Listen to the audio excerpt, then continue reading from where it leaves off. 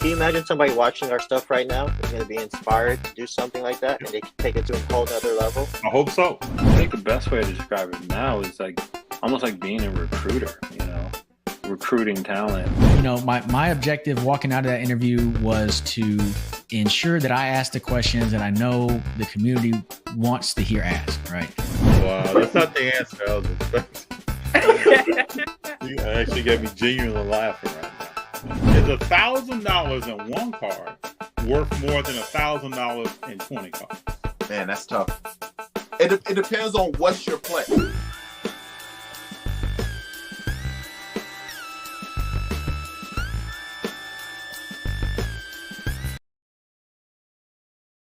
Hello, everyone.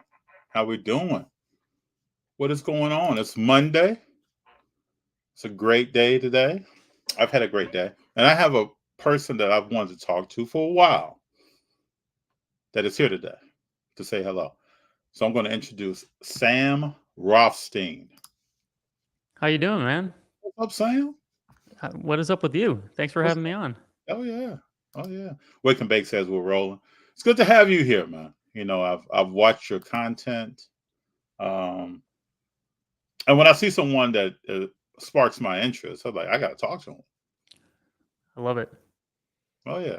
So let's start with, tell us about your background, kind of where you're from and how you got introduced into the hobby. Sure. So as we were talking before the show, I'm from Chicago, like yourself. Though I guess I'm not from the city of Chicago, so I'll leave it up to you whether I'm actually from Chicago or you're not. from Chicago. Okay. I identify with Chicago. Yeah. And then for the last 7 years, I've actually lived in Indianapolis. My career is as an orchestral musician. So I play clarinet with the Indianapolis Symphony Orchestra. Very cool. And so that's kind of what brought me here to Indianapolis is I got a job with the orchestra here. And as far as how I got introduced to the hobby, I like everyone in Chicago, I grew up in the 90s in Chicago, so everyone was a Bulls fan, and so me and my buddies would go to the local card shop and open some packs, try to get a Michael Jordan of whatever the latest Upper Deck set was. And so, I kind of went away from it for a while. As I grew older, I got into Magic the Gathering a little bit. So I played competitive Magic the Gathering for about, I'd say 7 or 8 years. That was a big part of my life. And I've always liked collecting various things, whether it's cards or I got into Funko Pops for a while. And, I'd been looking for just, it was actually funny. It was last summer.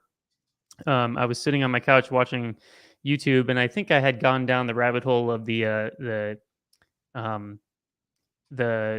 garage sale pickers, like they go and they buy toys I watch this all the time. Yes, sir. Yeah, and there's actually a guy who's local to here he's great. He has a great channel, and so and on one of the recommended channels, it was actually Kenneth Fornos, Kenny's video.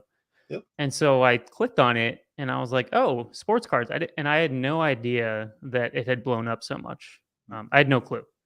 So was this in 2020 or 2021? This was last summer. Yes, 2021. Okay. So anyways, so I just started watching a bunch of videos, and my wife will tell you that I tend to have a new hobby every week, and so I just started watching these videos, and I've always been into sports, huge sports fan. I love college football. I love the NBA, college basketball. My brother went to Duke, so I always paid attention to college basketball. My dad was a big Syracuse fan, so always was super into sports. I love watching sports. And so I was kind of looking for sort of a side gig or a side hobby or something that I could enjoy that, perhaps I can make a little bit of money on. And so after watching these videos, I sort of looked up and found that there was a pretty ripe card community in Indianapolis. And so I started going to local shows, and I just, at first I was just walking around and, maybe I'd buy a $1 card or a $5 card here or there, nothing huge. And then sort of as the fall got going and I got back to sort of my regular work schedule and everything, and I had more of a stable situation, because during the pandemic, I basically was unemployed for a year and a half because of the, obviously we couldn't perform concerts during that time. That's right. And so then I had, health insurance, stable income, all that. and so I started just kind of going to shows and learning as much as I can about buying and selling cards. And it also gave me an excuse to kind of get back into sports. I got in a few other hobbies, board games and such, but I always still love sports, and it gave me an excuse to kind of pay attention to them a little bit more closely. That's a good side effect of Yeah. And so also during the pandemic, I was creating content with my music stuff because it was just a way for me to kind of stay engaged with being a musician and how I identified. So I sort of learned all the live streaming. I learned making how to make videos. I learned how, I have a podcast that has 43 episodes right now. So I learned how to do all that stuff. So then I was going to all these shows, and I feel like LA and California has a very ripe, vlogging community with Yes. sports cards. It's fantastic. Some of my favorite content creators, Keen. I don't know if you know Keen at all. Yeah, no, King Bay Area. Keen, the Sunday League Investor, all those guys out there, they're just great. And I'm missing some, but those were just two that piqued my interest. And there really wasn't any of that happening in Indianapolis. There was a little bit of it, but it was a much smaller scale. So I was like, you know what? This is my new hobby. I enjoy making videos. I enjoy making content. I'll just bring my camera to a show. There you go. And I set up at a show, and I had my camera, and I cut together a video. And it got a lot of attention, actually, which surprised me, honestly, because it takes, as well as anybody, it takes a while to kind of catch on to YouTube and whatnot. Yep. And you bring a good energy, though, Sam. You bring a good appreciate it. energy. Yeah, so I'm not surprised. Yeah, and I think people also appreciated how fast paced the videos were, and the comment that I always get is they like my honesty. So because I basically say, this is what I'm buying the card for. Here's how the deal went down. Here's the negotiation. Yes. And so, so I got a lot of really positive feedback, and I just kept making them, and I've really enjoyed that. I get a bunch of people that come up to me at shows now and just tell me how much they enjoy my videos, and so it keeps me energized and keeps me going. It's been a great sort of distraction from my music career because, to make it in the classical music world, you really have to just go all in, and after a while, you get burnt out a little bit of that. So it's been a nice little kind of side thing where I can still put my energy, enough energy towards music in my career, but I also have this thing on the side that I can do. So that was a very long-winded way of saying that's great, how I got into the hobby. That's the detail that you bring, Sam. I appreciate it, man. Yeah. So now let's go back a little bit. You talked about getting into the hobby and learning, right, as you went to show. Walk people through that may be watching this, that may be newer to the hobby themselves, or getting back into the hobby, and they've seen great changes in the hobby. Walk through some of the things that you learned. Oh, I mean, the learning curve is still going. I mean, it takes a while. It's going for me. Yeah. I think, well, first of all, you learn from your mistakes, and I'll talk about a few of those. But I think that the biggest thing that I do is just talk to people, and I've become very good at developing relationships with people, especially people I don't know. Okay. And so I started talking to a lot of the dealers when I went to these shows, and this is when I was buying like a dollar card here and there. And I said, hey, like, what do you look for? Like, what sells at these shows? What are you looking for? How do you make deals and stuff like that? And so I just was talking to them, and oftentimes people are pretty free with that information, and started developing relationships, which also helps. But yeah, I think that the biggest thing to learn is at least for me, is to focus on sort of one aspect of the hobby, and then kind of branch out to the rest of it. So what I mean by that is there's a lot of ways to, and this hobby, let me preface this, it's not all about making money. It's about enjoying yourself. It's about meeting new people. Yep. But I think if you are going to try to use it to make money and flip cards, I think learn what a good clean raw card looks like so you can grade it. So start with that. So talk to someone, go to your local card shop, talk to the owner, talk to the people. Hey, when you're going to grade a card, what do you look for? How do you find a card that's going to be a PSA 10? And then learn that aspect of the hobby. Learn when Target drops the retail, so you can learn how to turn cards over, or turn sealed product over. Yes. Learn things like that. learn when you're looking through value boxes, learn what's going to sell. You're going to buy for $2. It's going to sell for $10 on eBay. Learn that kind of stuff. So I think that's still a learning process for me, and I'm fine. And there's certain things that I enjoy more than other things. Like I love It's digging just like through. anything, right? Just like Yeah, anything. yeah, Yeah. Like I love digging through value boxes. I Mhm. love it. Like I can go and pay $50 and sell it for $200 on eBay just because I've kind of gotten the eye of what to look for, and I Yes. like taking the time, and it's fun finding finding the Mhm. diamonds in the rough. Yeah, you can find some Um, gems out there. oh Take yeah, your time. Yeah. and like an example is there's certain teams that just have crazy fan bases, like Mhm. the Cowboys, the Raiders, the Cleveland Browns. And so if you find these like defensive players that they're not going to sell at my local show or your local show, but people on eBay are looking for them, That's right. you know. So I learned, that's one of the things that I learned is I look for defensive star players on like the Cleveland Browns, and they'll sell for like $30-$40 and I'll buy the card for $2. Um so I think that's a big thing for me is just learn certain aspects of the hobby one at a time before you try to do everything at once, because that's kind of when you make your mistakes. How much Just time would you recommend for someone to put in before they start making any transactions? Well, I mean, I think you can start at any level, right? Like you can go to your local show and you can spend 2 hours digging through dime boxes and finding dollar cards, Mhm. right?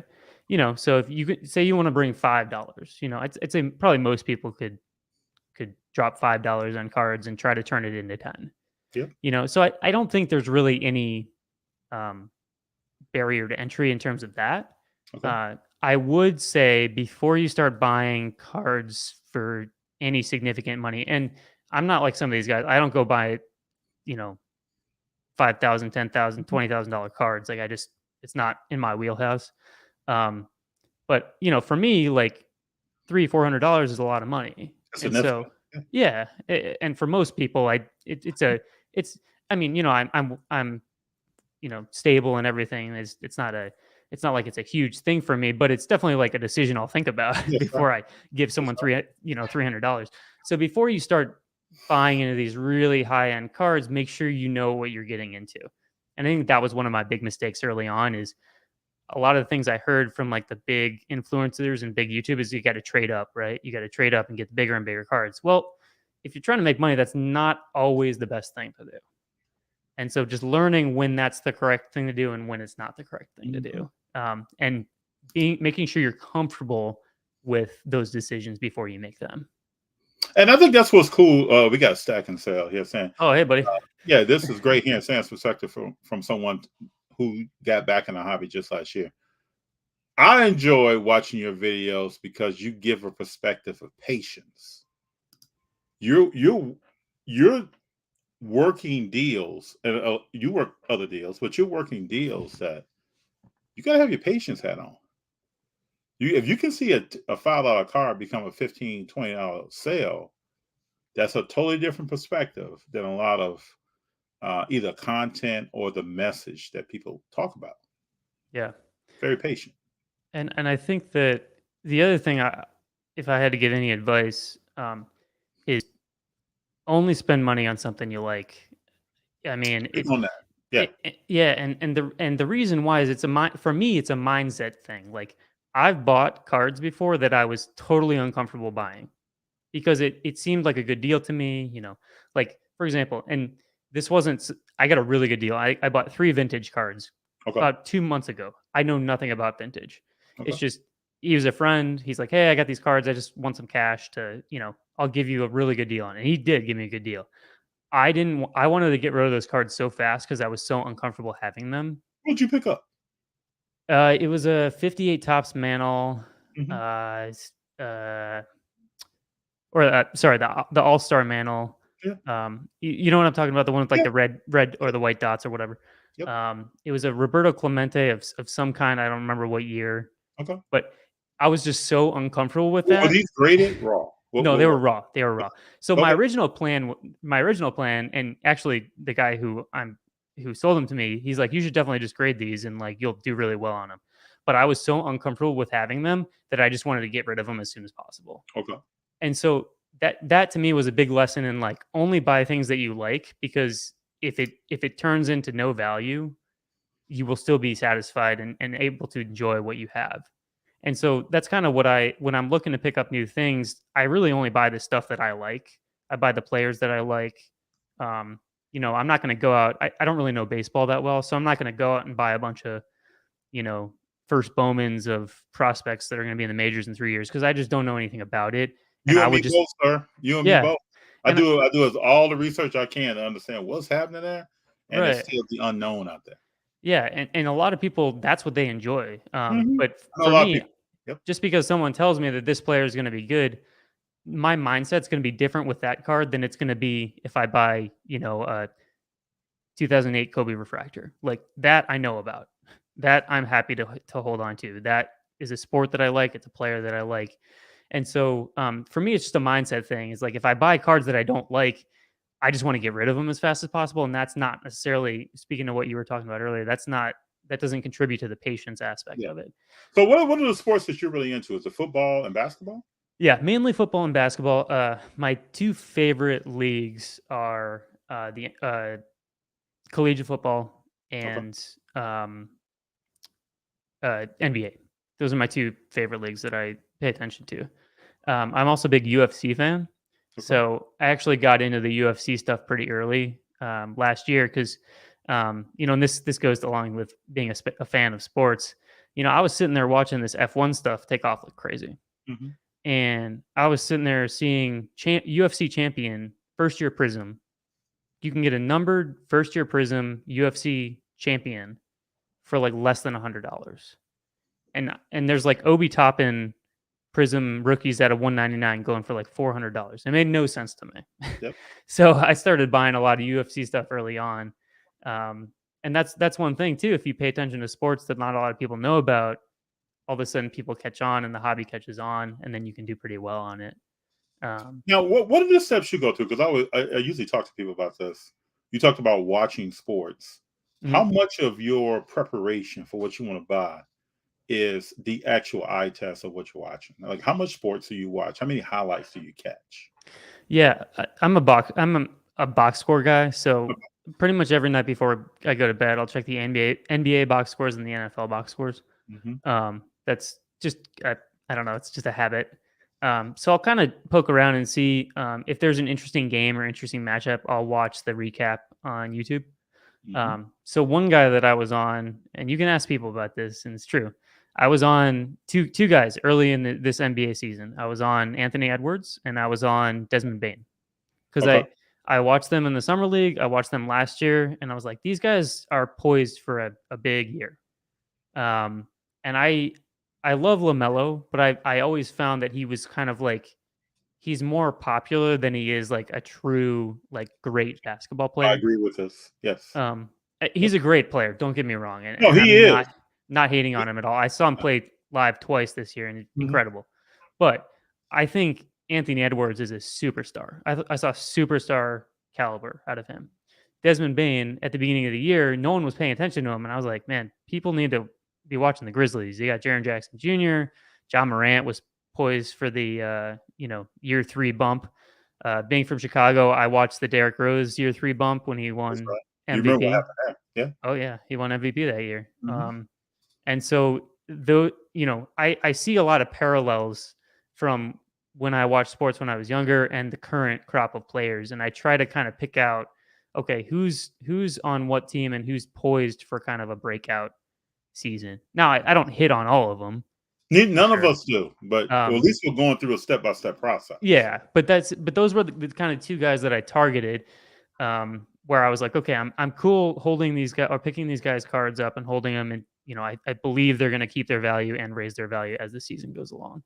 So so to answer your question, I don't watch every game every day, though my wife might argue with that. But I pay a lot of attention to box scores. I do the same thing. I look at box scores. Yeah. I look at highlights, and then I'll look at an extended recap of a game. Yeah. All this is on YouTube, other places. Oh yeah. if I want to really get into what did that person do. So if I saw a box score that says the person had 24 and 15 rebounds, Right. I like to know how they scored the points and how did they get the rebound. Right. Because that tells me a lot. Did they work for it, or was it given to them, or was it an alley-oop in the paint, or what was it? Right. It tells me a lot.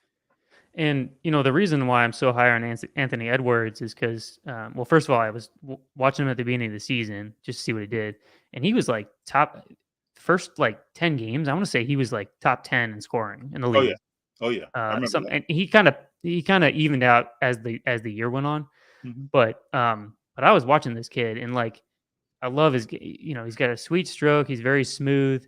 When he goes to the basket, he doesn't end up on the floor most of the time. That's right. He That finishes tells you strong. longevity. He might have some Exactly. longevity like that. Yeah. Exactly. And then I'd watch LaMelo and I don't know if you remember LaMelo the first game of the season, he went off for like 30 points and people freaked out. Like he was real deal. But you watch his game and like he's not athletically dominant. He's very creative. He's a pretty good shooter. He's getting better. But he didn't dominate the game the way that I saw that Anthony Edwards dominated the game. Yes. And so, I like to think that I kind of have an eye for that. Not that I know a ton about basketball, but I've watched enough basketball in my life to kind of see, where these guys started out. I mean, people don't remember that Steph Curry, his first couple of years in the league, like he didn't really do much. First 2 ankle surgeries and not playing. Yeah, he didn't really do much. People were on the verge of calling him a draft bust. Right. And so, some of these guys, it takes a little time. I mean, Jimmy Butler, I remember him on the years. He was on the Derrick Rose teams. That's right. And he was riding the bench coming in. Yeah, the first couple of years, but I remember watching him when he did play, and I was like, this kid has something. There's something about him. Because he would come in and just give really solid minutes, but he just wasn't quite ready. And then all of a sudden, Derrick Rose gets injured. He takes over the team, and you see what happens. And you could see the struggle on the team when he was taking the team over. You could see that. Yeah. Yeah. Because it was right after Derrick Rose came back from the 2 knee surgeries, and then it now was one thing I love about Anthony Edwards is that there's a thin line you come to. Are you confident or are you arrogant? Yeah. Very thin line. He's completely confident. And he's also just a great personality. Like his press conference, he doesn't ruffle any feather. He's like, I mean, there's not a person in the world who dislikes Giannis. He's a funny guy. He does a great work in the community. And I feel like Anthony Edwards is kind of like in that vein. I agree. Just like very likable people. So that's another reason why I like him is I feel like his, off the court stuff, which is very important with the hobby. Huge. It's huge. Yeah, hugely important. We got a question here, which, I enjoy this question because Pete says, how do you both feel about Kuminga? Kuminga with the Golden State Warriors. Do you want to go first or do you want me to go? I'm huge on Kuminga. Okay. He's 19 years old. He can shoot the 3. He can post you up. He can slash to the basket. He plays decent enough defense as a 19-year-old. Well, as a foundation, you can see it growing. He's around multiple Hall of Famers. I mean, Draymond is always in his ear. You see Steph talking to him. You see Clay talking to him. And he's kind of absorbing what's going on. He has a personality that's not over the top. Seems to be humble at this age. I'm really high on Kuminga. Yeah, I'll be honest. I haven't watched enough Warriors games to have a strong opinion on him. I will say his one challenge is playing time, right? Because he's behind. I mean, that team is so deep. When you think about, I mean, Jordan Poole and Steph, and I understand he's more of a front court player, but and then you also got to remember they have James Wiseman, who's that's right. I'm high on Wiseman as well. Yeah. Yeah. And so he's one of those guys who I'll be watching. I would say probably when the Steph, Clay, Draymond team starts cresting age wise, right. So I think him probably year 3 or 4. That's when you really know kind of where he's at. But for his first couple of years, it's tough just because I mean they're contenders and rookies oftentimes won't have a huge role on contending teams. Yeah, you may see him less in the playoffs than you have in the regular season, but I think he's of note.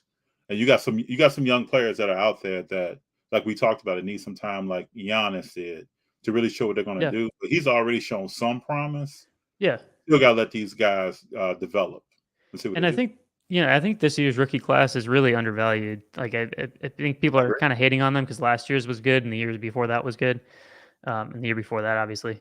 But there's a lot of great players. Like just, um, you talk about like Jalen Suggs and Cade Cunningham and Mhm. um, Who's the kid from Ao, Toronto? Who's the kid from Toronto? Scotty Barnes. Yeah, Yeah, Scotty I'm forgetting a number of them. Cam Thomas. I'm really high on Cam Thomas. Mhm. So yeah, just there's a lot of great rookies, and it's just an exciting time, I think, for the league in general. It's just there's a lot of great young players, and it's been so dominated by LeBron for such a long time that it's fun to kind of see this parity in the league where nobody really knows who's going to be the next um, great team. You don't know. And then, like, the future of basketball now, you don't know who's going to connect with who over time and Right. play together. Right. These guys are put on these teams. That doesn't mean they're going to stay on these teams. Right. I even look at a guy like Cole Anthony. You can see progression in him Right. quickly, kind of from the first year to the second year. Let's see what 3 and 4 is like. And then does he end up staying with Orlando? I don't know. But you Right. put a young point guard like him, there are several others out there with a big man. You don't know what can happen in the future. Yeah, it's going to be exciting. I for always sure. talk about, we know Michael Jordan, we know LeBron, we know Kobe, we know Kevin Durant, we know all these players. Who's up next? Because so these guys are going to go to the 100, right? We just had the 75. Mhm. I remember when the 50 happened, almost like it was yesterday. So they're going to go to the 100. Who else is going to be on that team? It's going to be some people that we're talking about right now, maybe, and some I people know. that's still in high school right now.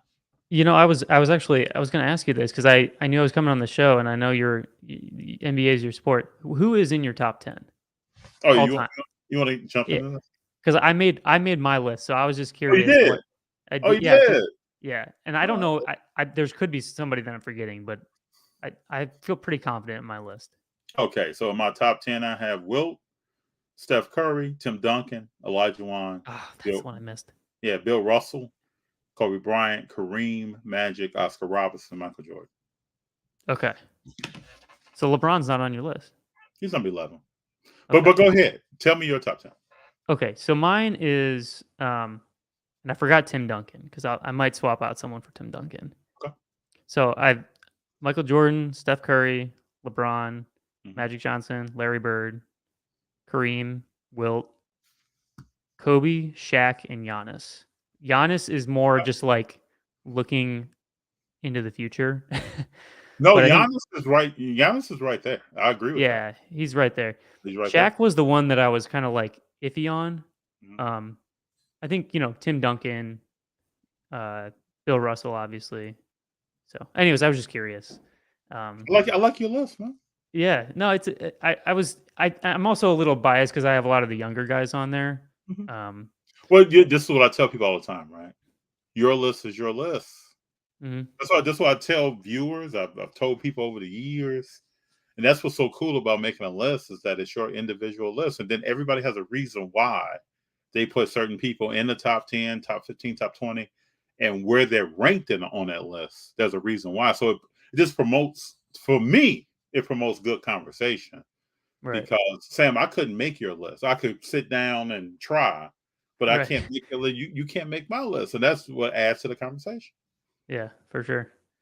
That's what it's all about. So And that I saw a comment here too. Patrick Williams Patrick Williams, yeah, is going to be he has good signs of being a great player. yeah, he needs another couple of years. Yeah, he does. He was obviously hurt all year this year. Mhm. But yeah, I mean, all the like first, second, third year players are really exciting. It's a lot of real. I forgot Evan Mobley, Josh Giddey, like all That's those right. guys. I That's mean, right. and the second year guys. I mean, my guy Tyrese Halliburton. So I'm super excited about him.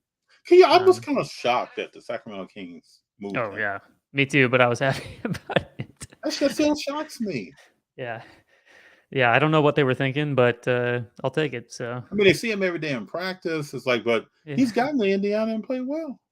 Oh yeah, he's averaged like 18 and Yeah. almost 10 assists. So I don't know, man. so I we'll think take somebody it though. will back on that one day and be like, Yeah, Sacramento. I don't know what they were thinking. yeah, I know. From the bench says Philly fans got angry at me last night for saying any of them would trade Embiid for Giannis. Oh, I trade it in a heartbeat. That's an interesting concept. I don't know who's getting angry about that, but I mean, I Philly would. fans will get angry about anything, but Won't they? you know. I never forget one time, man. I go to Philly in 2003. Right, we ran I was with some people from school. We ran the stairs at the art museum where Rocky Mhm. ran. You know, we did all that tourist stuff. Saw the Yeah. Liberty Bell, right? Then we go to this Philly steak place, Gino's. Geno's, right? So we go into Geno's, and they were like yelling at you to give your order. Oh, Right? yeah. There's So they limited yell. So patience it's in that too. myself from Chicago. There's a young lady from Virginia, and there's a guy from Boston. And so myself and the young lady from Virginia, we come right back, right? We come right back with our order. The Boston guys like looking at the menu. Man, they skipped him. Dude said, "Get yourself together, man." Skipped him and went like 8 people deep before they got back to him. Oh, that's too funny. We had our sandwiches and we're about to time to eat, and he was still trying to get in line. Yeah, for sure. Philly, man. They work at a different speed, man. Those East Coasters. Interesting. So Nicholas asked a question. Sam, thoughts on Star Wars talk? I mean, here's the thing with, and I know this is one of your questions, FD. In my opinion, all these non-sports cards, if you like them, buy them. If you don't like them, don't touch them. Because if you buy them and all of a sudden they're not worth anything, you're gonna really regret buying them. So Star Wars, I bought a couple of Star Wars cards because I love Star Wars, and I thought they were cool as heck. I bought a couple of the Topps Chrome. I got an Atomic Refractor and some cool. I just love them, and I'll have them. And if I never sell them, that's cool with me. Yep. But I wouldn't like buy them to prospect on the potential of future Star Wars cards. That's just me. But it's same thing with the Marvel stuff. I love Marvel. I'm a huge nerd. I love the MCU. So I'll buy Marvel cards, but if you're not into it, I wouldn't recommend buying them. So that's kind of my thoughts on non-sports. So Star Wars, I tell people all the time, I'm really at some point, next 18 months, 24 months, something, I'm looking for Princess Leia and Han Solo, 2 different cards, but both autographed by Harrison Ford and the young lady that played Princess Leia. I'm looking for those cards. There are other cards of interest for me as well. I get into the movies. I get into like signed movie posters. It's a whole bunch of stuff. Yeah. So the cards. But you enjoy it though. Yeah, I enjoy it. But I agree. If you like Marvel cards, I would suggest that if you like Marvel cards, not because someone told you about Marvel right. cards. Exactly. You've done your research, you see this is something that you want to do, or you just like it. You like the way they look, you like the characters that are on them, then I would recommend that you go for it. Yep. That's anything. If you're a baseball person, someone told you about soccer, are you interested in soccer? If you are interested in, go that route. If you're not interested, there's a lot of baseball, there's a lot of football, there's a lot of basketball, there's a lot of Pokemon, there's a lot of magic cards. There's a bunch of stuff. That's what's cool about the hobby to me, is that I think sometimes we try to narrow down to what is what, but there's something for everybody. Oh yeah, 100%. Just like the different athletes. You may be talking about Halliburton. I may be talking about Cole Anthony. There are different athletes that we can get involved in. It doesn't mean that one person is right, one person is wrong. It's just cool. From the bench, Philly fans were swearing that they would never want that trade, and that Embiid is 1 of 1, and Giannis is really replica. LOL. This was all the beautiful Twitter. It's all good. People are passionate. I'm learning, right? People are very passionate about their players and what players they like and love. And, if someone says something about that player, it's like, what are you talking about? Why are you talking about my player? I've never really been like that. Yeah. I mean, if someone says Kobe is better than Michael Jordan, I'm respecting that. I may not agree, but I'm respecting that. That's cool. But usually there's that when you get to talking to that person, there's a history there. Yeah. You'll find out their family, someone in their family introduced them to the Lakers. They were at an age when Kobe was starting out or playing in his career. He was instrumental to them. Just like I have a story about Michael Jordan and watching him come through in '84. I was 9. So I've seen a lot of Michael Jordan playing basketball. And then that's what gets me excited. So Everybody has a story. Yeah, and Let's all just share our stories. and getting back to the Embiid Giannis thing, I mean, like Embiid's probably the most dominant, physically dominant big man we've seen since Shaq. I Mhm, would say, mhm. because I don't really consider Giannis a big man in the traditional sense.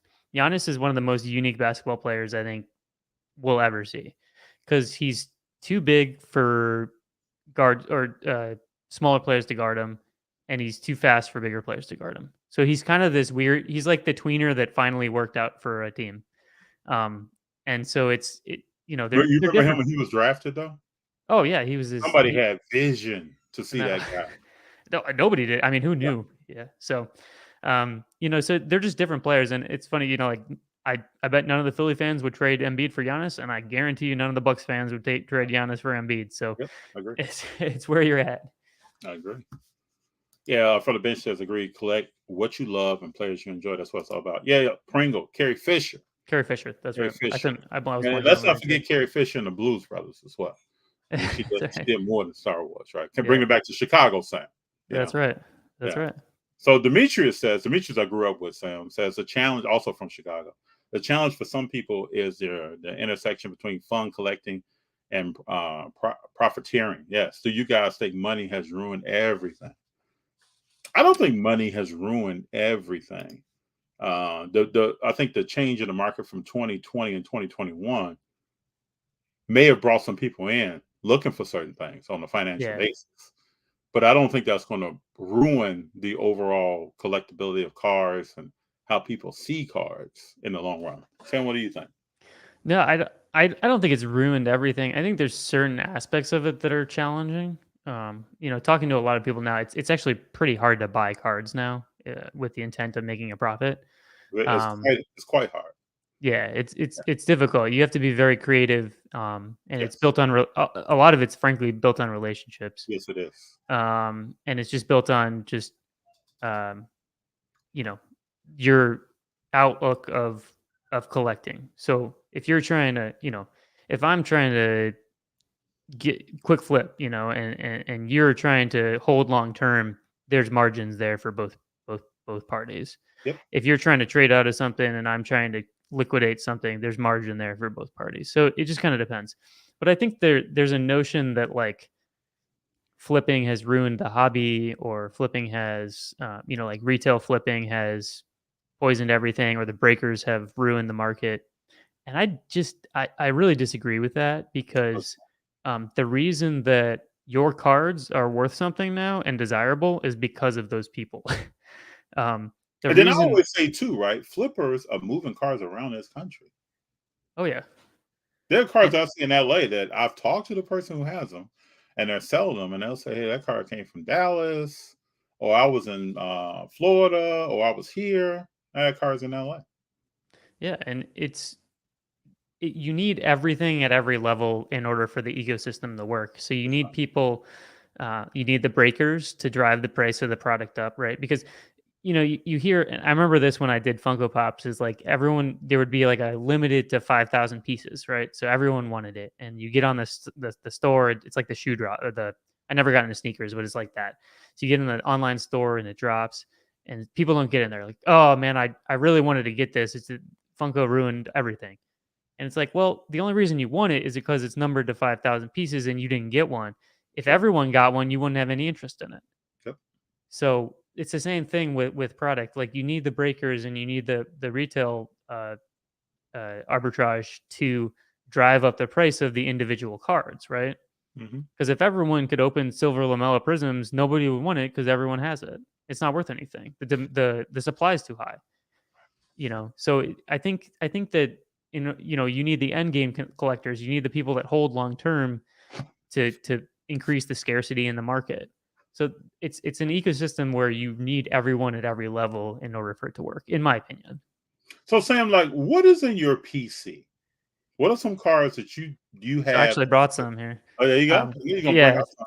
So my PC is pretty limited because first of all, I'm relatively new, so I haven't been able to get It's all a good. lot of big cards yet. But so my favorite era of the Chicago Bears was when they actually had a decent offense. I don't know if you remember the year that Josh McCown was their quarterback. Yeah, I It remember was Alshon Jeffrey, Brandon Marshall, Matt Yeah. Forte. So Mhm. Alshon Jeffrey and Matt Forte are my two favorite Bears players of all time. Okay. And so I have two. This is my favorite card that I'll never sell. This card. It's a Matt Forte Alshon Jeffrey dual auto Oh, look at BGS that. 95. That's Numbered cool, out. Numbered out of 10. I don't even know what set it's from. What is it from? Topps Magic. Who knew? But I saw this card and I had to get it. It's one of the first cards I ever purchased when I got back into the hobby. Oh, I like that card. So I have that one, and then I have this beautiful Topps Chrome on card Alshon Jeffrey Very Fractor cool. BGS 95. Very So cool. and then really, so those are like my two childhood Bears fan kind of There's a story, deals. there, right? There's a Yeah, story. exactly. Yeah. And then the thing I would say is my main PC is so my favorite team is the Northwestern football team. Okay. One of the only people because I went to school there. So I love collecting Northwestern football players in collegiate uniform. So I have these two. These are both out of 5. This is from Immaculate. This is Clayton Thorson. He was our quarterback, winningest quarterback of all time. So I have two.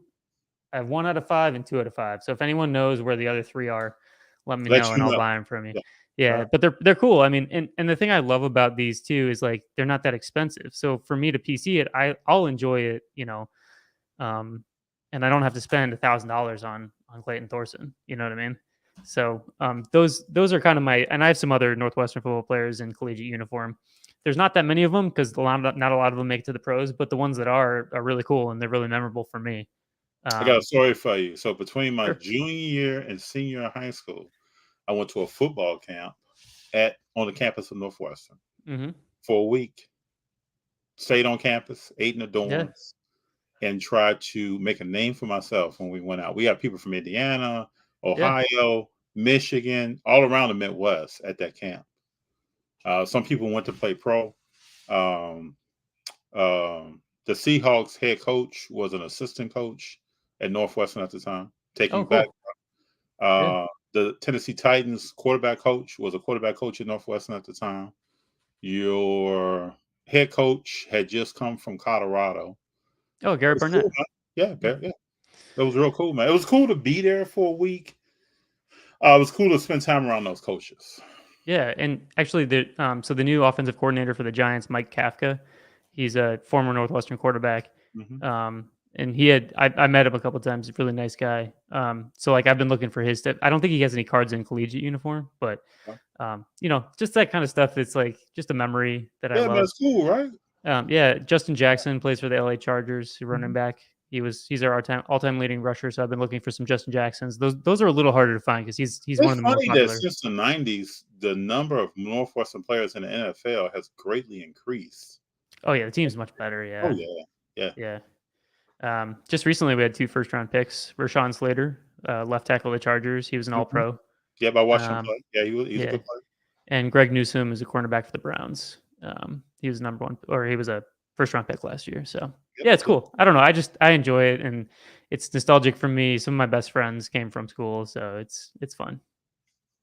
Very cool. Nicholas asked the question: thoughts on collecting vintage like baseball, basketball, and even non-sport vintage? I'd say if something that interests you, vintage historically, if you look at data, has a steady growth rate. It all depends on what you're in kind of collecting or investing in, or if you even want to flip. There might be a different time frame to flipping it, but I did some sound stuff. Yeah, I mean, I think I have a similar but boring answer for all of this, which is if you like it, collect it. That's right. Absolutely. Some people have called it the bonds of sports car collecting. I think it's the stuff that is most likely to hold its value long term, just because you're not getting any more of them. That's right. But it's much less volatile. That's right. Much than less. Everything else. So it's like are you buying an index fund or are you day trading? It's just kind of a whatever you prefer. Great example. That's a great example. All right, from the bench there, do you guys see wax prices getting closer to pre-boom prices?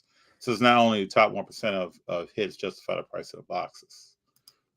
for me, right, it's hard for me to answer this question because I don't buy boxes. There was once upon a time that I did. Kind of focus out on the graded or ungraded card that I would like. But Sam, what do you think? Yeah. Honestly, I think it just depends on what it is. Like, I guess the clarifying question: are you talking about retail or are you talking about hobby boxes? Because I That's think, a good question. Yeah. and it also just depends. Like, first year Topps Chrome F1, that's not going down anytime soon. First year UFC Prism, not going down. In my opinion.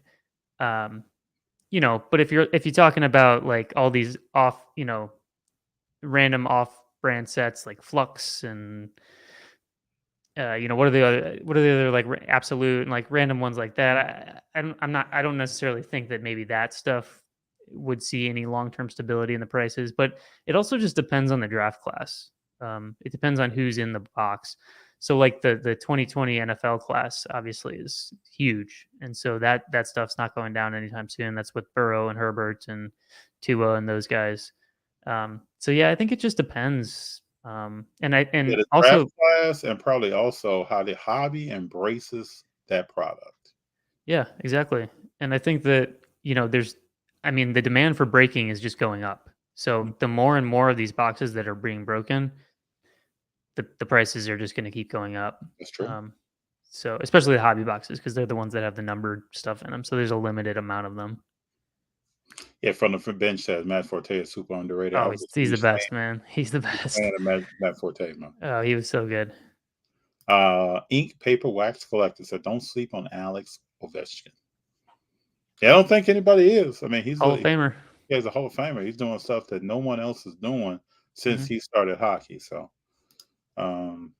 you competing against me for Rashawn Slater card, Sam? Well, probably not because I don't know if he has any collegiate uniform cards. So you can have all the pro uniform cards. You know what's cool about that, right? Because you talk to a lot of people and they're like, "Oh, I don't want to mess with the collegiate stuff." I love the collegiate stuff. But to me, it looks so cool. Yeah.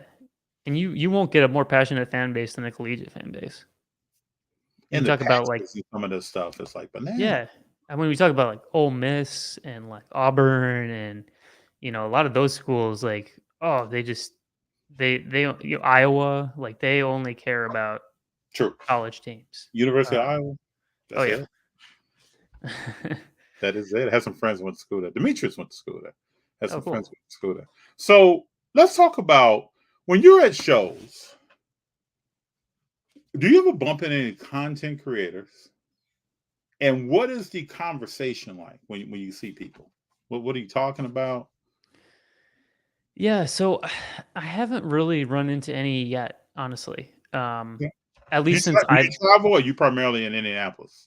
so it's tough because my job. Most of the time, I have concerts on Saturday nights, so Understood. oftentimes I have to go to the shows on Saturday morning and then go play. But I'm hopefully this summer I'm going to get to a few out of town shows. I'm hoping to get to Burbank in late August. So maybe I don't know if you're going to that one, but Oh, yeah, that'd be you'll great. be here. Yeah, I'm thinking about it. Yeah, Okay. if I I'd can love make to it see you. work. Yeah, I'd Yeah. love to see you in person. Yeah. Yeah, so at least since I started creating content, I haven't really bumped into anyone. Obviously I've spoken to you and Nick and Kenny and all those guys Mhm. over Instagram and stuff. And Cool. the biggest thing that I've found is we like to help each other out. Um, so Kenny, like, he reached out to me because he was asking me like what kind of equipment I use and like what I use for editing and all this stuff. And I was asking him like how he buys his cards and stuff. So we're all just trying to like help each other out Yeah. and help each other grow. Like the other night we were talking about when to post our videos to get the most Mhm. audience engagement and whatnot. Yeah. So I think that's oftentimes what the conversation is. I love making deals with them too. Like I bought some cards from Kenny last night. Haven't bought anything for Nick yet, but I'd love to at some point. Very good.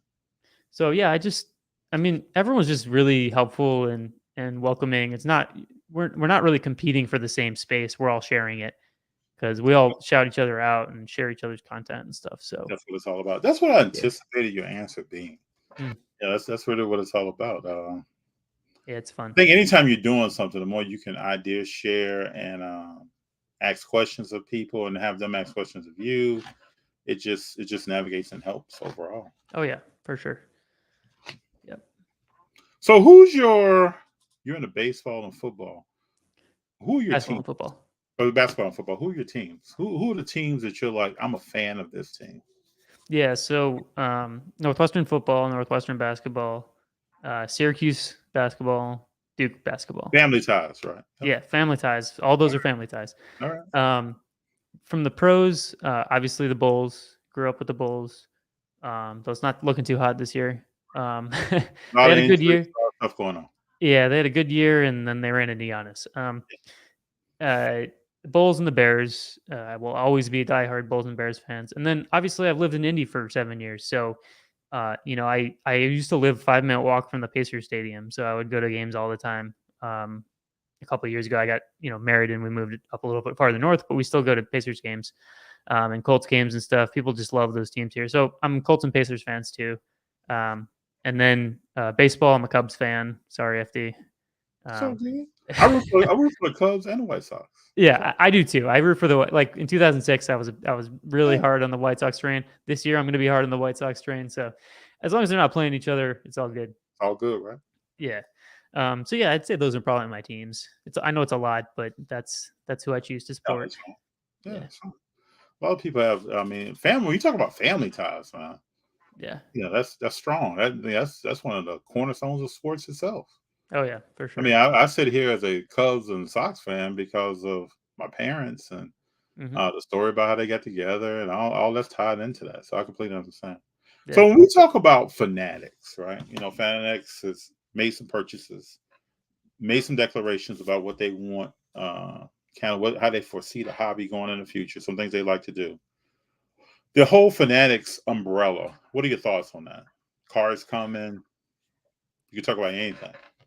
Yeah. I don't want to speak too much about it because, frankly, I just don't know enough about it. Okay. But I will say that they have a huge database of people. Talking like 100 million people that they have a database of. So the opportunity for more people entering the hobby is there, just strictly from their infrastructure. I will say one of my concerns is that I don't like when everything is run by the same. I don't like monopolies, basically. Yeah, I understand. Because it can cause, and there's also challenges when things are done one way, and then all of a sudden, someone who maybe isn't involved in that industry for very long decides we're going to do something another way. Yeah. The one thing I will say is there's an opportunity, and I don't know which way this is going to go, but there's an opportunity for costs to be reduced because of the size of the operation. Yes. Because the Fanatics distribution operation is huge already, and they already have the infrastructure in place. So all these middlemen. So right now, how it works, at least, I'm trying not to speak from a standpoint of I know all of this. This is just what I've been told by people who do know. Is that right now what happens is that Panini and Topps send both to distributors and directly to some local card shops. And then those local card shops have to also buy from the distributors.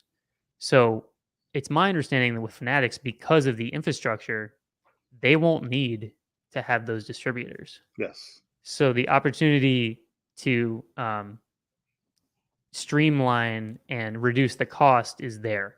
Because we're talking about supply chain for exactly. So as you go through the supply chain, there is someone's making a profit along the way. Yeah.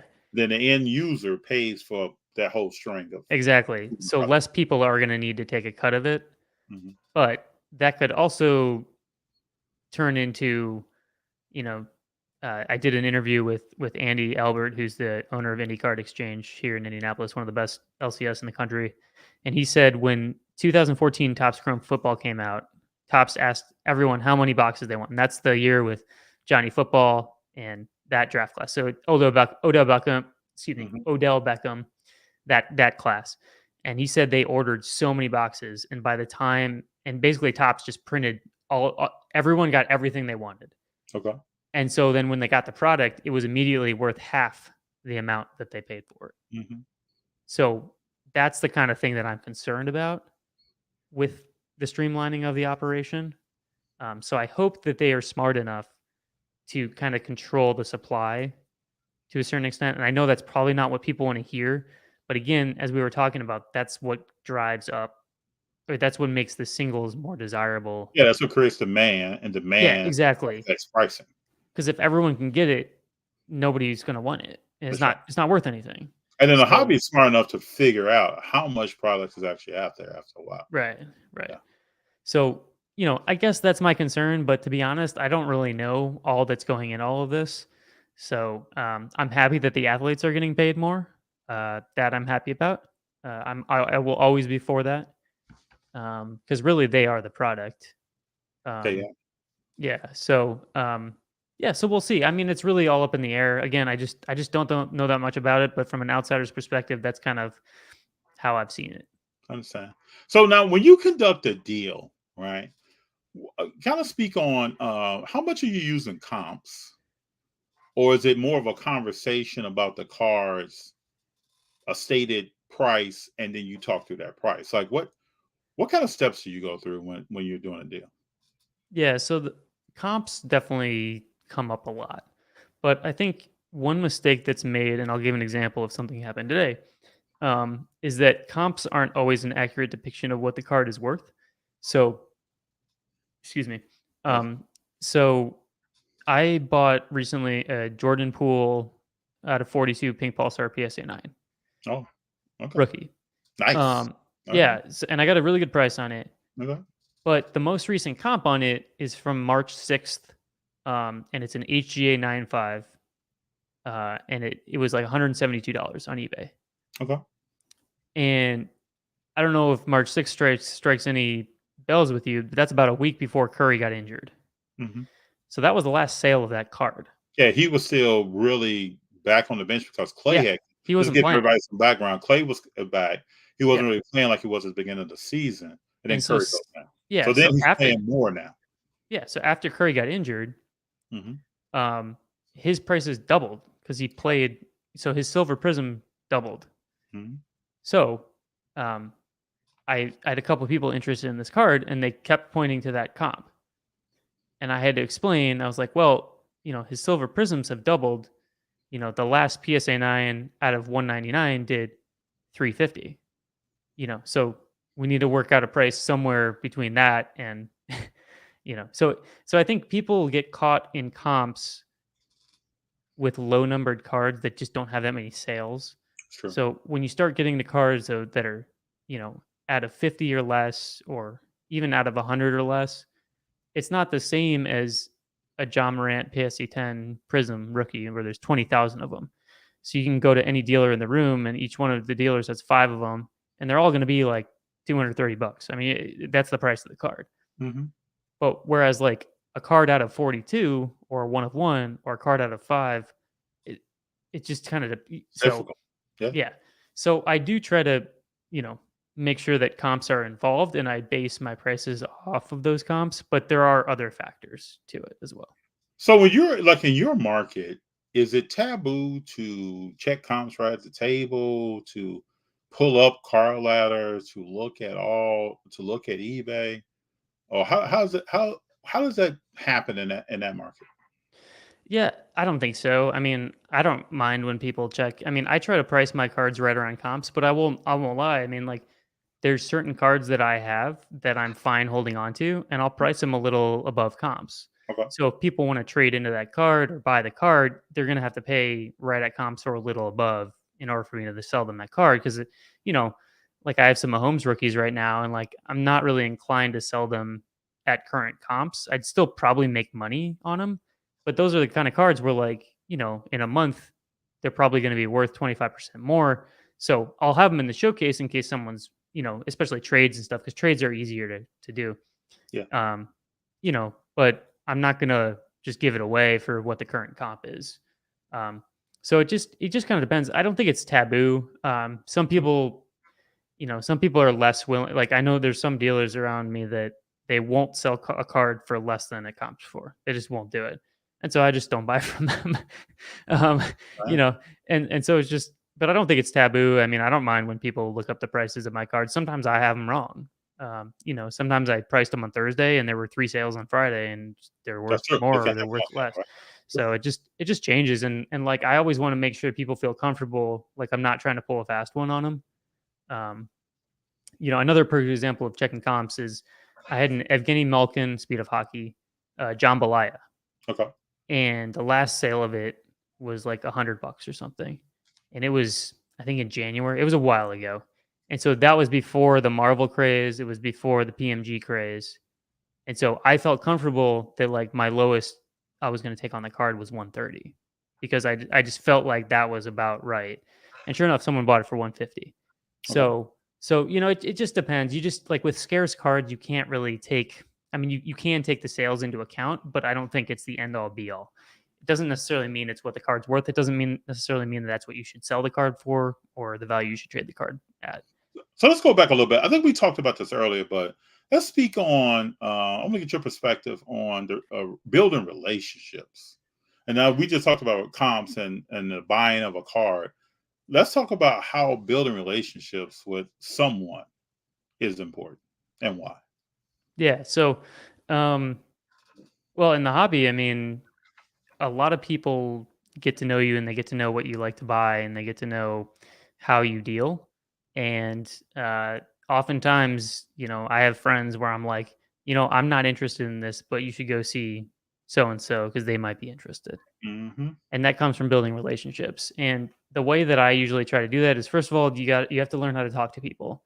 And it's a skill that anyone can learn, but it takes a while. I used to be very introverted, even 3 years ago, and I learned how to talk to people. Okay, so let me just jump in here because I talk to Sure. a lot of people that say, "Hey, FD, I go to shows. You seem to do this pretty easy. This is very difficult for me." You just made that statement about being introverted. What happened in the last 3 years? Well, the pandemic was huge for me because I started my podcast, and when I started my podcast, that taught me how to talk to people and Okay. how to carry on conversation. And then it just translated when I started interacting with people in real life. I was like, oh my gosh, I actually know how to talk to people now. So yeah, it's just practice, honestly, more than anything. It's just being willing to just like put yourself out there and just kind of, I always say the easiest thing to talk to people about is them. So easiest way to talk to you, Themselves, right? yeah, is Themselves. ask you about yourself. So Sure. ask a question about the shirt they're wearing, ask about their hat, ask what they picked up at the show, ask what they're buying. I try to avoid like, are you looking for anything in particular? Because everyone asks that question. Mhm. But oftentimes I'll make an observation or I'll say, they'll have a kid with them. I'll make a comment about the kid, not a mean comment, just like I know what you like, mean. oh, hey, what's up, buddy? How you doing? You having a fun time? So something like that. That kind of it makes people more willing to engage with you. So, yeah, I think that's the easiest thing to do is just like make an observation about what they have. So at card shows, it's easy because people wear sports stuff all the time. So ask them about the Bengals or about the White Sox or about the whatever they're wearing. Ask them about that. That's an easy way to get in. I want everybody out there to hear that because I try to talk about this more and more and more. In the hobby, there are introverted people. Oh A yeah, lot of the hobby is introverted. So when I've known people I've talked to some people who have maybe avoided a show because they didn't know anyone there, and I know it's hard. I mean, I can relate to that. I tell people all the time that before I go to a show, I feel some kind of butterflies. People don't believe that, yeah, but then I get in there and just start talking to people yeah. and And remembering something about them. And then if you're in a local market, you're most likely to see some people again and again. And then those that visit, you find out where they're from. yeah, Connect with them. If you're on Instagram or something, connect with them. If you're not, then you the next time you see them, just, hey, what's up? I remember you from so and so show. yeah. And I'd say that probably, and this number might be off, but I'd say probably 60% of the deals that I make are with repeat customers. Repeat. It might even be 70 or 75%. Hmm? Because I'll sell them a bunch of cards. Next time they're coming straight to my table first time Mhm. because they know they can get a deal from me. They know they're gonna get And- a deal. They know the yeah, relationship that they have with you. They know how you're yeah. gonna treat them. They know I'm easy. It's like we get the deal done. You need to be there. I need to be there. Okay, boom, boom, done. It's easy. It happens all the time. I develop relationships with the local card shops. They'll hook me up. just, hey, I can do this on this. I need this on this. Can you make that work? Sure. Well, what if I buy that too? Oh yeah, sure. Boom, done. It's easy, you know. So I think if people are looking to make deals, like I'm not saying like you should lose money to everybody. That's not my advice. Mhm. But sometimes it's worth it to maybe give a little bit better deal than you are looking to get, because then that makes that relationship blossom, and it helps future uh, interactions. Yeah, I found myself going to shows and starting out at certain people's tables Oh yeah, 100%. because I have a rapport with them. I kind of know what kind of cards they're going to have, if they're of Yep. interest to me, or what new. I know when cards move on their tables, most time it's going to move. I've Mhm. even started hitting some people up before the shows. Hey, are you going to be at so and so show? Yep. Because when I get there, now I already have a priority in my head of who I'm going to talk to first. But I'm always open to meeting new people and seeing what they have. But that's just kind of how I start prioritizing now. But Mhm. my goal is always to kind of move around and talk to people that are buying, talk to people that are selling. But you start to understand kind of some rhythms and how that Yep. rhythm fits into your rhythm of what you're doing. Yeah, and there's, and I'm not saying that you have to have a business relationship with everyone, but you should have a friendly relationship with it, because there are certain people that set up at shows that, I just can't do deals with them because like they want a certain thing and I want a certain thing, and we're still friendly, we're still buddies, but we just don't do deals together. Yep. Um, and And so there's I nothing know, wrong, and there's nothing wrong with that. no, not at all. I still talk to them and I still check out their table and be like, hey, how's your show going or whatever. But there's no motivation for either of us to do deals because they're looking for one thing. I'm looking for probably the same thing. And so it just doesn't work. But there's other people who it does work with. And I love those relationships. SP123 said WNBA starts in 2 months. Anyone collecting any players will have any prism cards. I don't have any WNBA in my collection. I talked to other collectors that collect WNBA. Yeah, I don't have any WNBA either, but I love that the Prism set. The It looks WNBA great, Prism. right? It's I mean, these awesome. cards look great. Yeah, and they got a lot of studs in there too. Like, you talk about Candace Parker and Elena Deladonna and Ionescu. Like, they got a lot of really. You talk about the legends like Sue Bird and Mhm. and Tarasi and those kind of people. I mean, I think there's a longevity in that market for sure. Yes, I And think if you so. like it, collect it. Yep, 100%. they have some great cards. Sam, you've been selling a lot of Halliburton. This is from Joshua F. in Mississippi. At least on videos. What are the players you sell the most of in general? The player I saw the most of is Jonathan Taylor, because Yeah. Indianapolis. It's just easy. I mean, you can't keep him. I talked to Andy again at Indy Card Exchange. You can't keep him on the shelf. He Now just that he has a quarterback, out the door. Yeah. Oh yeah. It's gonna be so. Yeah, Jonathan Taylor. I don't do a lot of the like older school Colts, like, but those sell Marvin really well Harrison, people locally. like that. Yeah, Marvin Harrison, Reggie Wayne, Manning sells obviously a lot around Yeah, here. yeah. Yeah, a lot of the like, I think that's, if you're looking to set up at a show, check out your local market and see who sells, see what people have, and ask them, what sells really well. John Morant sells really well, but I don't really buy John Morant. How far is Memphis away from you? Not It's that not far. close. Oh, really? Yeah, it's farther than Nashville, I believe. Hmm. Maybe I'm wrong about that, but it's I remember when I was in probably St. Louis, 5 hours. Memphis. Okay, that sounds about right. Yeah, Memphis is yeah, about 3 away from St. Louis. yeah. So it's probably about 5. All right. So yeah, but Jonathan Taylor's just outdoor. I just get worried about him, right? Well, any As running much as back. he runs the ball, I know. they're running that guy like, wow. And he had like he had 2 or 3 2,000-yard seasons in college. Yeah. In college, so He's built for it, though. I mean, yeah. the way he's built, you would think he could take it. But I hope that having a better quarterback will take some of the pressure off of him, Yep. allow him to be a part of the offense, and sometimes they're not leaning on him as much. Yeah, I'd say going back to that question too. I'd say that football is probably the most popular sport here. There are a lot of basketball fans, but I mean, football is definitely the sport in How does Indiana. Reggie Miller stuff move in Indianapolis? Good, yeah. People PC Reggie Miller. So it's not like people are looking for specific things typically. So if I see like an atomic refractor or something, or like an immaculate auto or an exquisite or something like that kind of stuff, people are always looking for. Um, but it's not like you know Jason Tatum, where you can just get a bunch of optics and move them here and there. You're good to go. Yeah. Yeah, you need the right buyer and stuff for it. So let's talk about as those who are involved in a hobby, collector, flipper, investor, whatever. We usually have a loss story or something that's happened where we're like, man, that was probably my biggest loss. I maybe should have held on that, shouldn't have sold it or whatever. What is your biggest loss story? And then what's your biggest win story?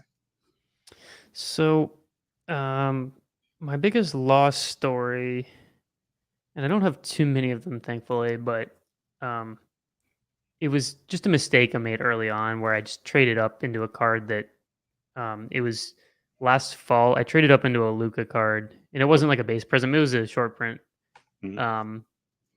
But it was a PSA 9, and it was just like it was something where I traded too much value for the card, and then the card just lost a lot of value because there weren't a lot of sales on it. Yeah. So that was probably like my biggest loss is I made the mistake of trading up. Okay.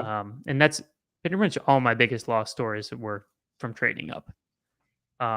When I didn't quite know what I was getting into, I didn't do enough research on the card. Mhm. I just sort of made a instinctive decision to buy a card or trade for a card that just wasn't worth the value that I was trading for it. Well, I think people can relate to that. That is, Yeah. if you're participating in activity in a hobby, this is what can happen. Yeah. Yeah. So just be careful when you're trading up and you start getting into the $3, $4, $5,000 cards. You are gonna have to, if you're trading up, you are gonna have to give more value. So just make sure that it's something you're comfortable with, or it's an investment, something that you're gonna keep for a long time. Because that was the mistake that I made, is I thought that was going to be a more liquid card, and in Understood. reality, the lower cards are more liquid. Well, to let everybody out there knows that Luca's market was exploding, right? This is not like Sam wasn't. We're not talking about just any player. Like this market Right. was exploding. So And I it was can right before the understand. I'm seeing season. it right now, and I can understand what you were probably thinking at the time and the move you were trying to make. Yeah. I get that.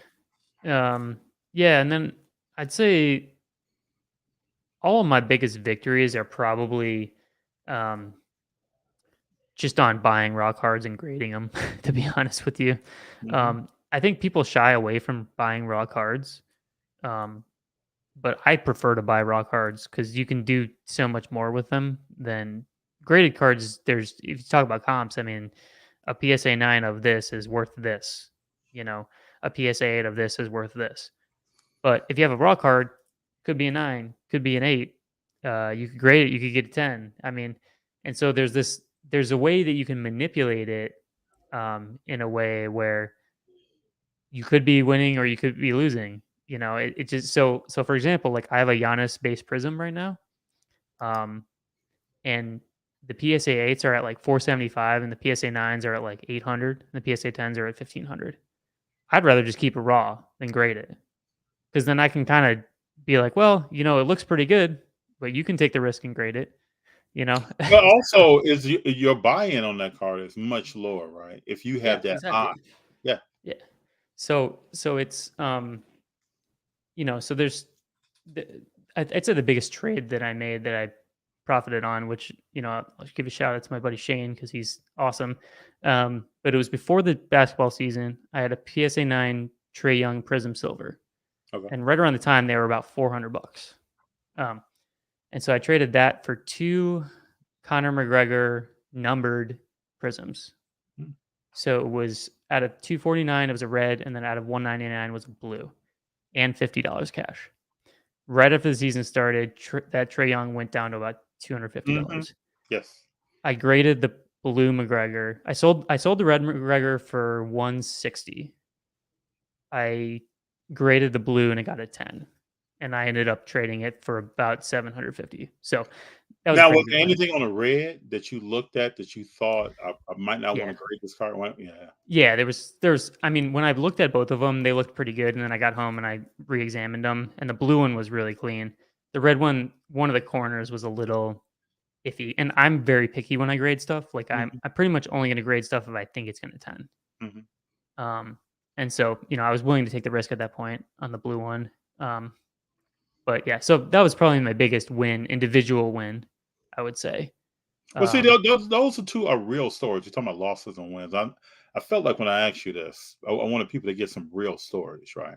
And Yeah. then you talk about the strategy involved, what you were thinking at the time. Other people will come across those same crossroads. So what they're thinking. Yeah. Well, and I think there's a lot of great content out here, and I'm not gonna bash anybody because I think most people put out awesome content. But a lot of the big guys that sling these 5, 10, $15,000 cards, they're all about trading up into these big cards and then liquidating the card. Yeah.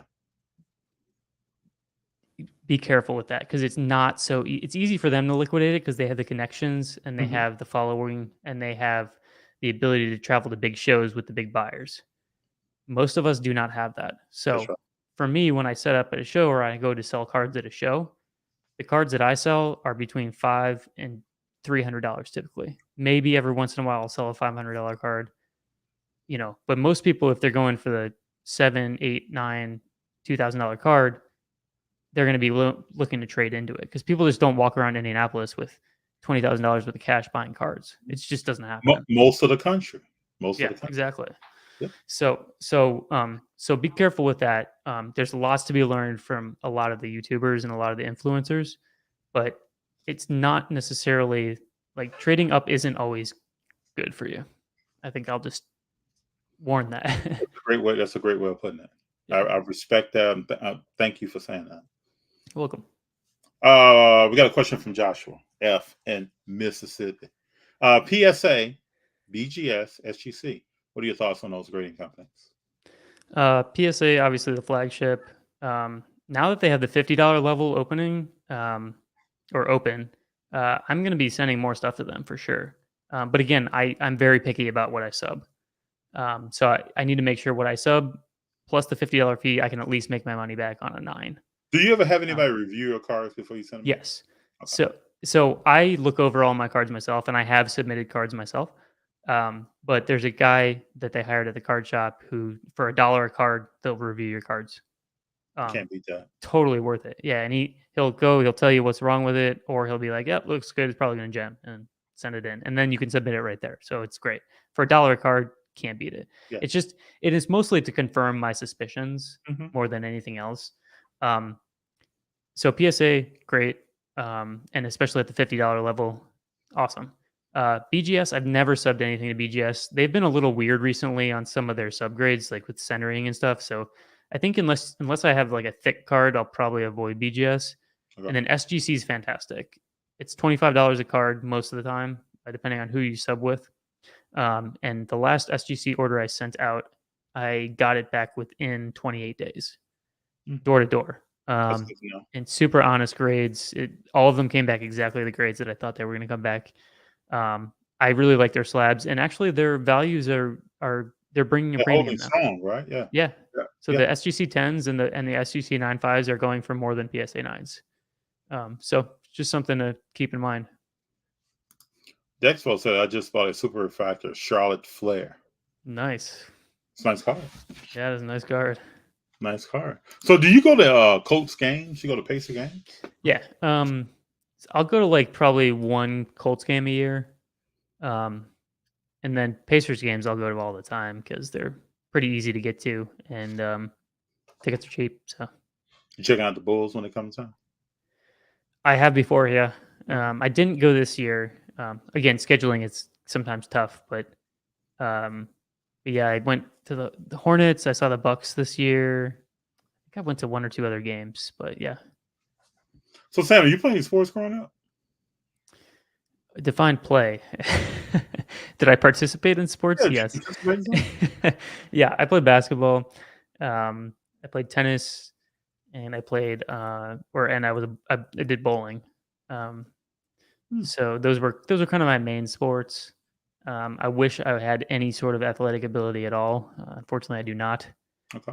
Um, but I always enjoy sports. So I was the band nerd. Sorry, So what you playing back?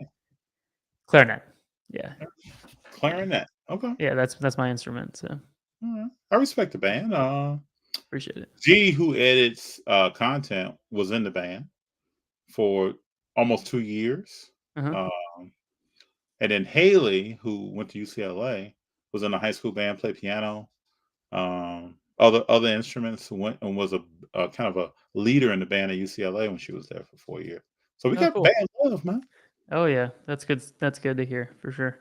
It's actually funny because most people in my life know me as that. Like that's my identifying characteristic, and most people in the hobby have no idea that I'm a musician. So You it's know, I kind of a talk to weird. people on here. There are so many other things. This is why I ask these questions, right? But Yeah, there are so many other things that people do, have done, aspire to do. Certain yeah. businesses people have started. There are different layers to every collector, man. Every Oh yeah, person, for sure. or investor, or flipper. There's somebody. They've done many things. Yeah, it's just funny because like I'm on here as a expert or whatever you want to say, but I'm in music. I'm actually like one of the top people in the world at what I do. So it's it's kind of funny to like be getting into this other thing now where people have just no idea who I am, and there's something liberating about that for It sure. is. There is Yeah, something liberating about that. It's yeah. kind of mind frame. Like when I played sports, I was telling Demetrius today, and now we're Hmm. talking. And I was telling him about when I first left playing football, kind of what my mindset was. You play a contact sport when you're in college. Every Saturday, you go to war, Oh yeah, right? So then when you come out here, you become a pedestrian. yeah. What are you doing? Where's that outlet coming from? Right. And a lot of former players, professionally, college, wherever, they struggle with that. Yeah, for sure. It's very difficult. But I think most people watching the games is like, okay, your career is over. You just move on. I played from 14, 15 to 22. And when I left, that was a third of my life. Yeah. It's not easy to just walk away. But How luckily, did I had some parents talking to me from when I was a young kid. yeah. I knew I was more than a football player. Yeah, but how'd you I mean, you identified with that for so long, so how'd you kinda transition out of it? Well, I'll tell you this, right? And I was telling him this today. For the first 3 years after I played, I didn't watch any football. I didn't watch anything in college. I didn't watch anything in the pros. There were some guys that I played against in college that went on to play in the pros. So I could turn on the Bears game and see a guy running around, and I was blocking at one point. That's cool. It's part of that that's like, man, that's cool. Part of that that's like it bothers you. Yeah, because you But wanna be a part of it.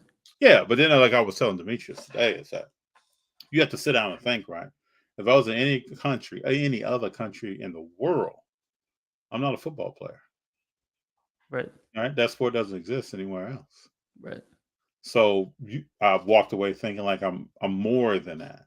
But I already knew that from being a kid. I mean, my parents stressed school, academics. What are you doing? Uh, what groups are you participating in? All that stuff was stressed. Mhm. But when you go to school and you play at a pretty high level, um, you got to get a reminder that you got more to do. So, and then there are other ways to participate in sports, right? Right. We're participating in it our own way right now. We We're, si- are. yeah, we're sitting talking about cars. We're talking about some stuff we used to do before.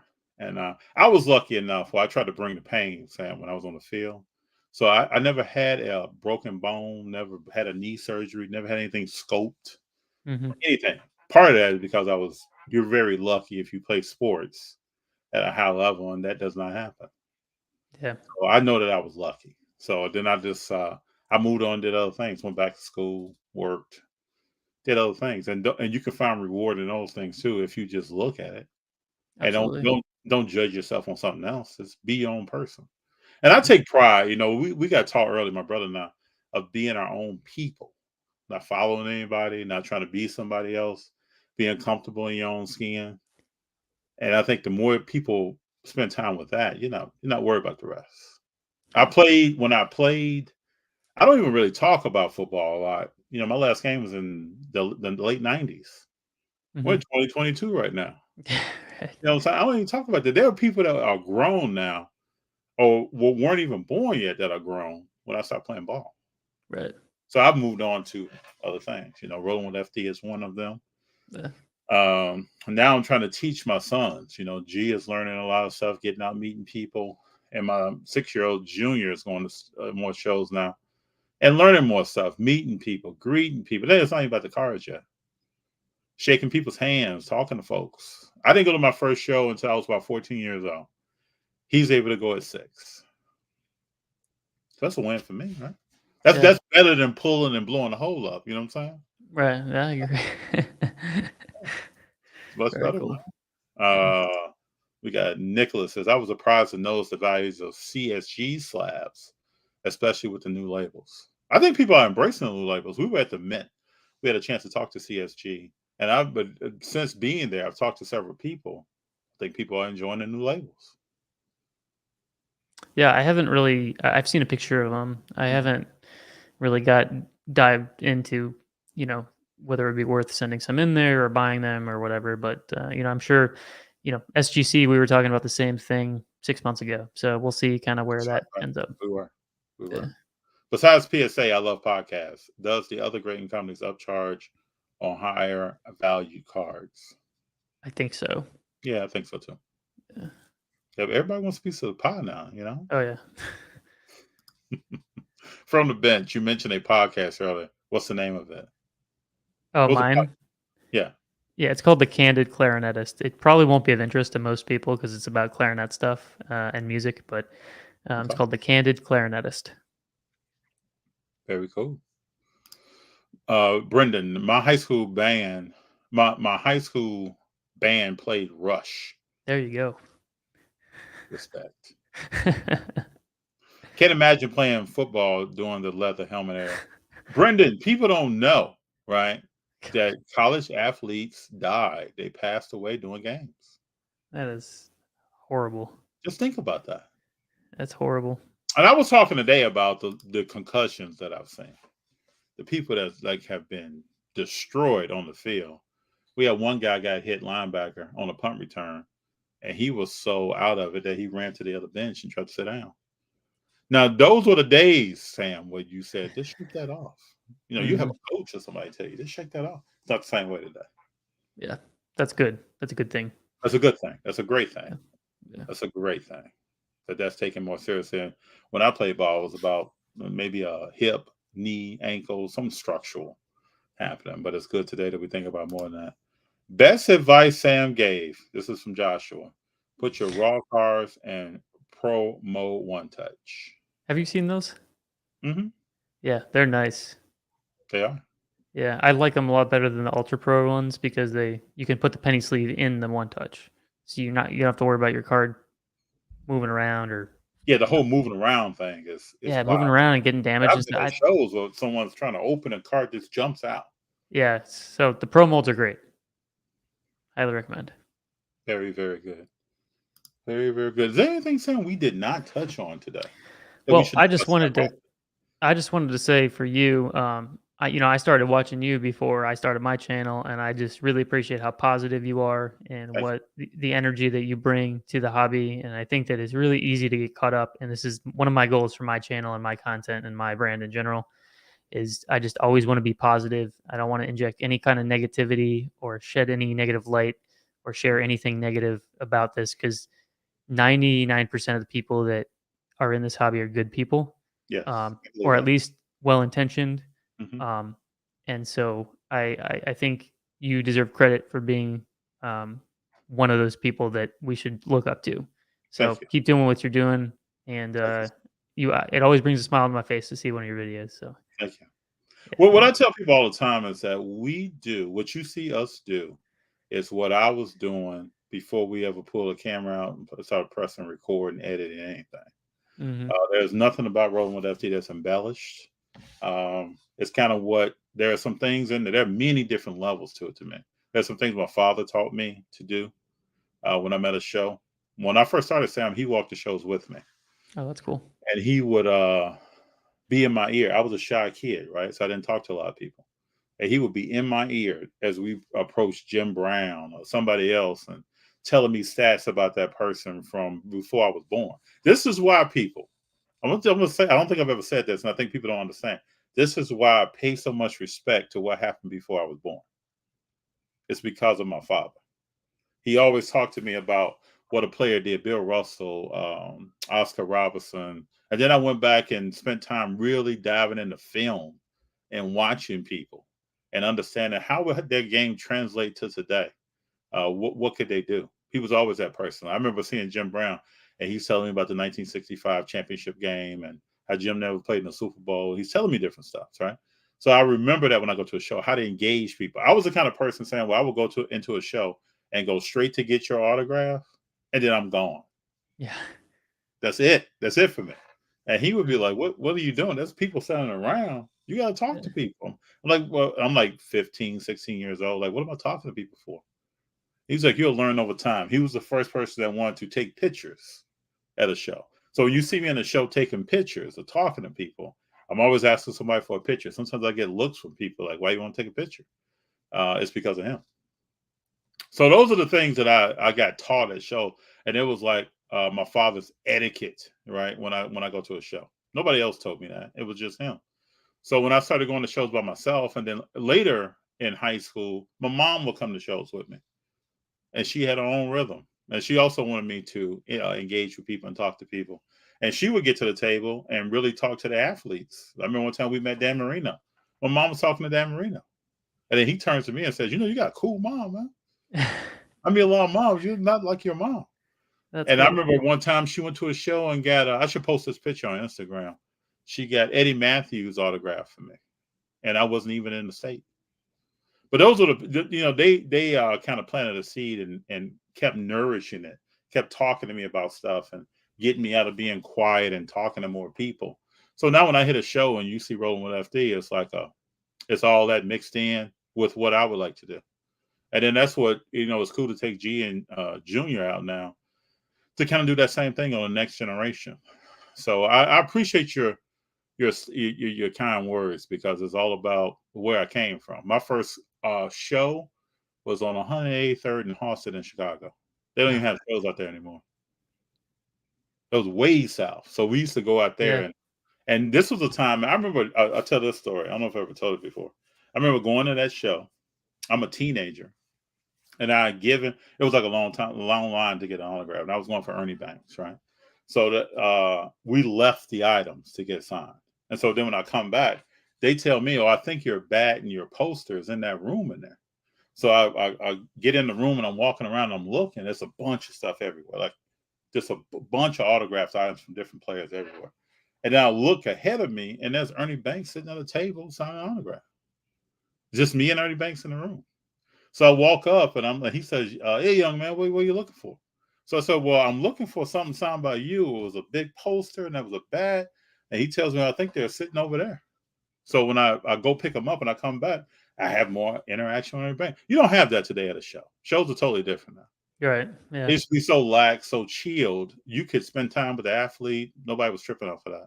Now it's a dedicated time frame. There's a bunch of people, so we got to get people through. So even now when I go to shows, I think about that. You had access to a whole bunch of stuff. So, and I take each conversation that I have with people seriously. So when we see each other in August, right? My conversation with you is going to be just as important if I'm talking to somebody that's working at the space. I appreciate it. Yeah, because that's how much I respect the people that I'm talking to and the time that I'm spending with them. We all give of ourselves. That's what I like for people to understand in the hobby. When you go to a show, you're giving of your time to spend time with people. It's not really about the cards. Think about it, Sam. If we went to a show, you could be there for a limited amount of time. It was just about the cards. Yeah. Well, I mean, imagine if you walked into a room and you were the only one there and there was a bunch of cards. Nobody's interested in that. No. And that's really what the hobby is all about. Yep. All right. We got a few more here. Best advice from Sam. We talked about that. Got that one. Cheers, both of you guys. Good to see some solid quality content creators. This is another thing that I like to talk about too, right? When we do the show, or we come on here and talk, or we go to a show, I'm not following anyone with my content, man. If I look at your content, I respect your content for what you're doing. right? I want to talk to you about what you're doing. G and I are not going to get in the room and try to copy what Sam Rothstein is doing. We're going to be original about what we do. And if I was like, when I first started the channel, right, people would leave comments and say, "You don't buy enough. You should be buying more." I see you go to shows, you just talk to people. Why are you just talking to people? And I took that as maybe there's something they didn't see before, right? Maybe they became accustomed to the deal being the focus of the content. Mm-hmm. But that's not where I'm from. That's not what I'm about. You'll see something. It's gonna be something that I'm interested in. It's not gonna be something somebody else told me about. And it's gonna be something after a lot of hours of research to understand if that's what I really should be doing. I gut check myself all the time, and I use data to do that. I use a thought process. What's my eye test when I see somebody playing a game? What would I like to collect? Does the car have an eye appeal to me? Is it something that I look at and I get excited about? Even being a part of, talking about, negotiating on, anything like that. And that's what I'm going to present and roll with FD. And I think I think it's a good thing, right? I was taught young to be your own person, to come at things in your own way. And that's what I kind of hold dear to heart because I think it's important. That's why I look at you, man. You walk in, you got a GoPro on sometimes. You're filming your own stuff. No, I want people out there to know. And it's not because Sam is sitting here. You know how hard that is? Oh, it's awful. It's so hard. You know how hard that is, people? It's So easy, walking- actually. Yeah, I mean, the funny thing is, like, the easiest thing for me to do is the dealer perspective because I could just Yeah. put the camera down and let it roll. But Understand. walking it around is so hard. It's Oh rough. man, it's hard. So I'm sitting while I'm sitting and looking at that and saying, man, this guy wants to go to a show. Right. He wants to film the experience and he wants to bring it to you. Yeah. It's not easy. No, it's hard. And you're humble, Sam. Well, I try to be. Not always, but Always a good time rolling with FD. Thank you, Brenda. I agree with that. Dexful Toys. Sam, there's big IP out there that have cars like Simpsons, Indiana Jones, Jurassic Park, etc. Do you think those cars are being slept on? Again, it's kind of my same answer. Is like if you like it, you can collect it. The one thing I do with these things. So when the Marvel PMG craze kind of happened, Mm-hmm. I actually looked at other markets that had PMGs, and I found the hockey market. So I have a couple PMGs in hockey and a jambalaya that I sold this last weekend. Mm-hmm. So that's one thing you can get is you can get some indicators, but I wouldn't necessarily say that like anything is going to all of a sudden be huge because something else was huge. I try to get indicators from another example is UFC and F1. I saw F1 taking off. I was like, UFC seems like it's undervalued for what it is. But I don't know if it's being slept on. I think again, if you like it, go for it. I say the same thing. Same thing, sir. It's been a pleasure talking to you. Absolutely, I've really enjoyed it. A true pleasure.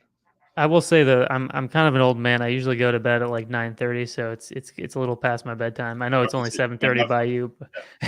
But next time we get on, we could try to find a day we could get on a little early.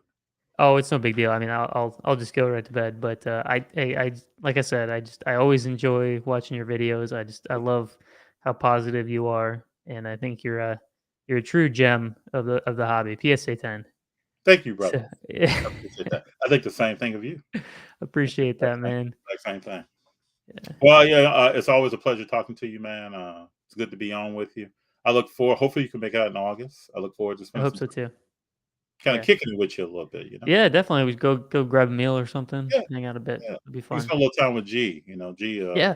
He's opening up more, talking a Yeah. lot more. So you can spend some time with him. It'd be pretty cool. Would love to. Sam Rothstein, brother, I appreciate you. I appreciate you, man. All right, brother. You have a good one. Thanks for everybody for being here. I really appreciate it. And OG Cars Camera, we definitely gonna keep it rolling, bro. Appreciate y'all.